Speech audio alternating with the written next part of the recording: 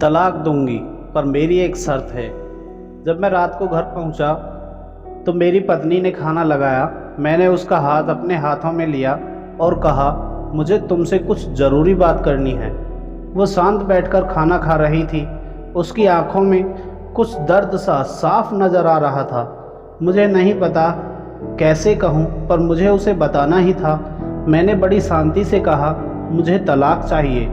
ऐसा लगा जैसे उसे मेरे शब्दों से कुछ फ़र्क ही नहीं पड़ा हो, बल्कि उसने मुझसे पूछा, क्यों तलाक चाहिए। मैंने उसके सवाल को अनसुना किया तो उसे गुस्सा आ गया। उसने चमचा उठाकर फेंक दिया और ज़ोर से चिल्लाई, तुम इंसान नहीं हो। उस रात हमने एक दूसरे से बात नहीं की। वो रो रही थी। मुझे पता था कि वह जानना चाहती थी कि आखिर ऐसा क्या हुआ जो हमारा रिश्ता टूटने की कगार पर आ गया है। पर मेरे लिए उसके सवालों का जवाब दे पाना नामुमकिन था। मैं अब किसी और से, दिव्या नाम था उसका, प्यार करने लगा हूँ। अब मुझे उससे प्यार नहीं रहा। मैंने उसे उसके बरसों के प्यार की सज़ा दी थी। भरे मन से मैंने तलाक के पेपर तैयार किए। उसमें लिखा था कि इस तलाक के बदले में वह पूरा घर, कार और कंपनी के 30% शेयर ले सकती है। लेकिन उसने उन पेपर्स को देखा और उनके टुकड़े टुकड़े कर दिए। वो औरत जिसने मेरे साथ जीवन के 10 साल बिताए थे, वो आज मेरे लिए अनजान हो चुकी थी। मगर मैं क्या करूं? जो हो चुका उसे मैं बदल नहीं सकता था, क्योंकि मैं किसी और से, अपनी पत्नी से भी ज़्यादा प्यार करने लगा था। आखिरकार उसके सब्र का बांध टूट गया और वो फूट फूट कर मेरे सामने रोने लगी। मेरे लिए उसका रोना एक तरह से उसकी रिहाई की तरह था। तलाक की ये बात जो कई दिनों से मुझे परेशान कर रही थी, अब बिल्कुल साफ हो गई थी। अगले दिन मैं घर काफ़ी लेट आया।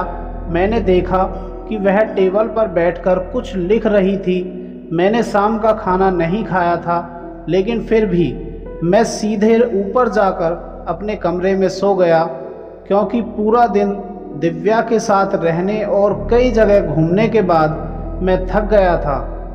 वो शायद रात को उसी टेबल पर लिखते लिखते सो गई थी। सुबह उसने तलाक देने की शर्तें बताई। वो मुझसे कुछ भी नहीं लेना चाहती थी। उसे सिर्फ तलाक से पहले 1 महीने का समय चाहिए था।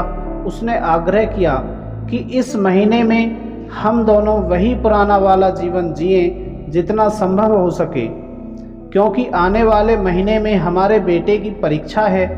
वह नहीं चाहती थी कि हमारे टूटे रिश्ते का प्रभाव उसकी पढ़ाई पर पड़े। मुझे भी यह ठीक लगा, मगर वह कुछ और भी चाहती थी कि जैसे शादी वाले दिन मैं उसे उठाकर अपने सोने वाले कमरे में ले गया था, उसी तरह 1 महीने हर रोज़ मैं उसे उठाकर कमरे तक ले जाऊं। मुझे लगा यह पागलपन है, मगर इन आखिरी दिनों को थोड़ा अच्छा बनाने के लिए मैंने उसकी यह शर्त स्वीकार कर ली। बाद में मैंने दिव्या को अपनी पत्नी की सभी शर्तें बताईं। वह हंसने लगी। उसे लगा मेरी पत्नी कितने भी तरीके अपना ले, तलाक होना तो तय है। इस दौरान मेरी पत्नी और मैं किसी से भी नहीं मिले, लेकिन उस दिन जब मैं पहली बार उसे उठाकर कमरे तक ले गया तो हम दोनों काफ़ी अजीब महसूस कर रहे थे। पीछे से हमारा बेटा भी खिलखिलाकर खुश हो रहा था। अगले दिन यह काम थोड़ा सामान्य और आसान हो गया। वह मेरे सीने से लगी थी और मैं उसकी खुशबू महसूस कर रहा था। ऐसा लग रहा था जैसे कई दिनों बाद मुझे ये खुशबू मिल रही थी, या फिर कई दिनों से मैंने उसका होना महसूस नहीं किया था। पहले जितना उसमें वो कसाव नहीं था, और चेहरे पर हल्की झुर्रियाँ पड़ी थीं और बाल भी सफ़ेद होने शुरू हो गए थे। ये वही औरत थी जिसने अपने जीवन के 10 साल मुझे समर्पित किए थे। चौथे दिन जब मैंने उसे उठाया तो वही पुराना रोमांस लौटने लगा था।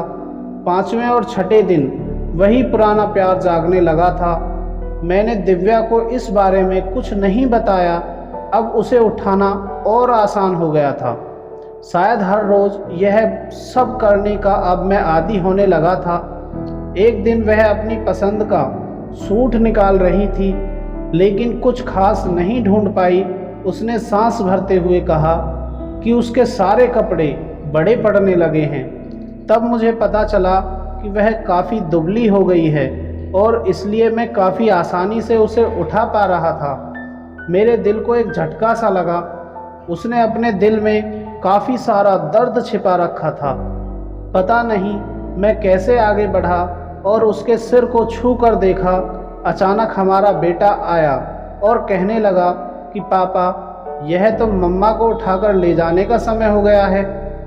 उसके लिए अपने पापा द्वारा मम्मा को इस तरह उठाकर ले जाते हुए देखना जीवन का अभिन्न हिस्सा बन गया था।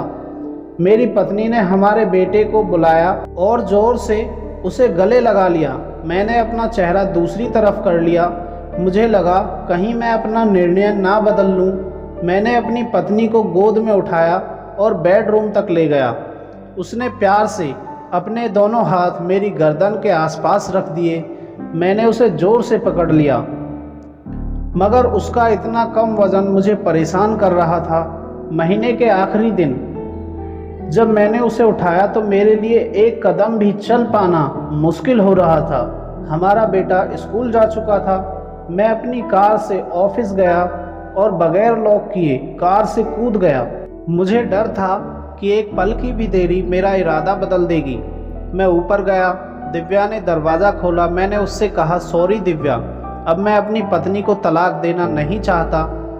उसने मुझे देखा और मेरे सिर पर हाथ फेर कर कहा कि तुम्हें बुखार तो नहीं है। मैंने उसका हाथ हटाया और कहा, सॉरी दिव्या, अब मुझे अपनी पत्नी से तलाक नहीं चाहिए।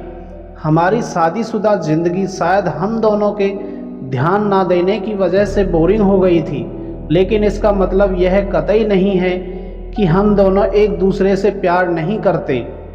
अब मुझे एहसास हुआ है कि जिस दिन मैं उसे शादी करके घर लाया था, उस दिन से आखिरी दिन तक मुझे उसका साथ निभाना है। दिव्या के होश उड़ गए और उसने मुझे एक ज़ोरदार थप्पड़ जड़ दिया। वह रोने लगी और दरवाज़ा अंदर से लॉक कर लिया। मैं सीढ़ियों से नीचे उतरा और आकर अपनी कार में बैठ गया। आगे एक फूल वाले की दुकान पर रुका और एक सुंदर सा गुलदस्ता अपनी प्यारी पत्नी के लिए खरीदा। दुकानदार ने पूछा कि इस पर क्या लिखना है।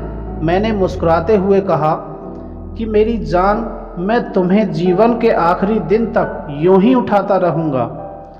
उस शाम जब हाथों में गुलदस्ता लिए मैं घर आया तो मेरे चेहरे पर मुस्कान थी। मैं ऊपर अपने कमरे की तरफ भाग कर गया, लेकिन वह तब तक मुझे अकेला छोड़कर इस दुनिया से जा चुकी थी। कई महीने से कैंसर से लड़ रही थी, लेकिन दिव्या के चक्कर में ध्यान नहीं दे सका।